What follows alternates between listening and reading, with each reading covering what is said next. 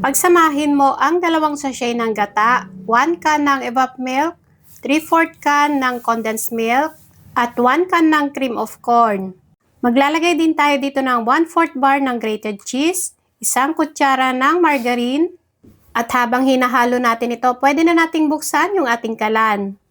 And lastly, para lalong sumarap at mas malinamnam, maglalagay lang tayo dito ng 1 buko. Haluin lang natin ito, lutuin lang natin ito sa katamtamang apoy. Takpan lang natin ito at hintayin lang natin kumulo. Pagsamahin naman natin ang 1 and 1/2 cup ng cornstarch at 1 cup ng tubig.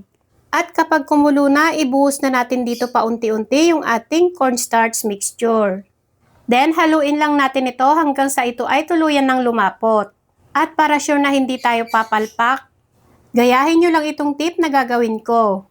Kuha lang kayo ng mangkok, maglagay lang ng konting tubig, then ilubog lang natin dito. Pag buo pa rin siya at hindi na bumuhaghag, ibig sabihin ay okay na ito. Patayin na natin yung ating kalan at ilagay na natin dito sa ating lalagyan. I-try nyo na rin ito mga mare, napakasarap, saktong-sakto lang din yung kanyang tamis. At sobrang linamnam niya. Kapag malamig na, maglagay lang tayo sa ibabaw ng grated cheese. Siyempre mas marami, mas masarap. At ayan, nakagawa na naman tayo ng isang masarap na dessert na maha blanca with buko. I-try nyo na rin. Salamat sa panonood. Bye everyone!